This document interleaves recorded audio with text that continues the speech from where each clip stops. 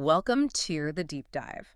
Today, we're looking at something that you've probably seen all over your social media feeds, especially around the holidays. Oh, yeah. These permanent app controlled exterior house lights, the ones sold as app lights or similar names, all promising to end that yearly climb up a ladder. It's a great promise, right?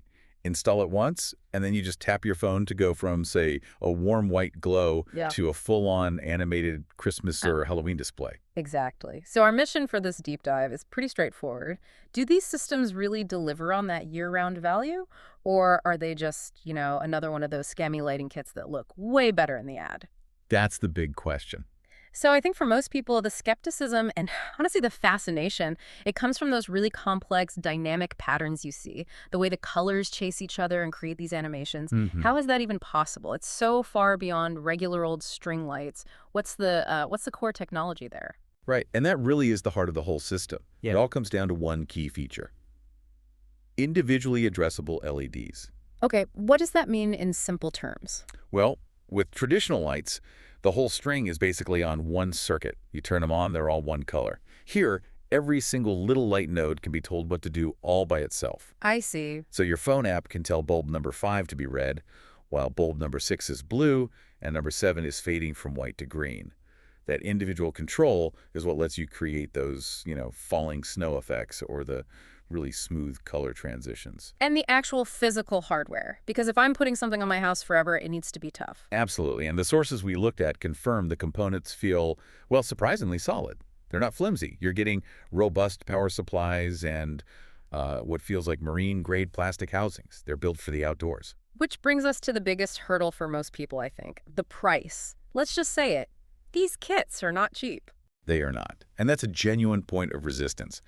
The upfront cost can be as much as, or even more than, hiring a professional to put up temporary lights for one season. So why so expensive? Is it just those fancy LEDs?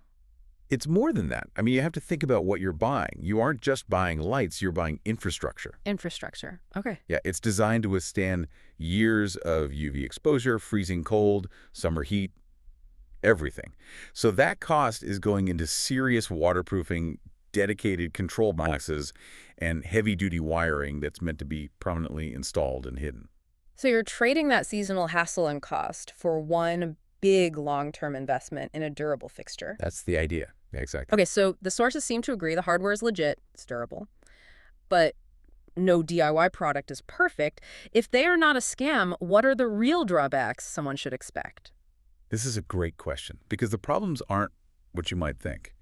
The number one challenge is definitely the installation. It's marketed as DIY, but it is meticulous work.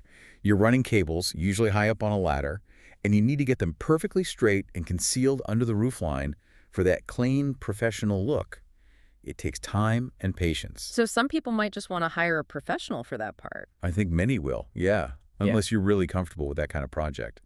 The second challenge is the app itself. The brains of the operation. Right. And while it has tons of great presets and people say it becomes fairly intuitive, there's a real learning curve if you want to program your own custom effects. So a high price, a tricky installation, and a complex app.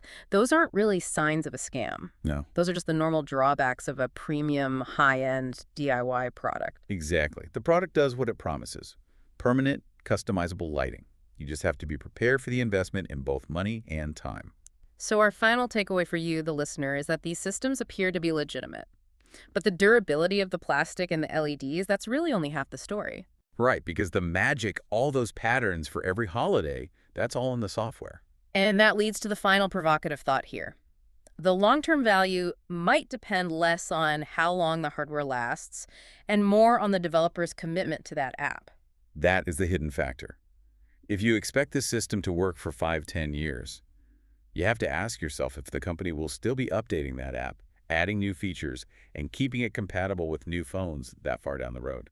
So the real risk isn't hardware failure, it's software obsolescence. That's the critical question to consider with any permanent smart home system you're investing in for the long haul.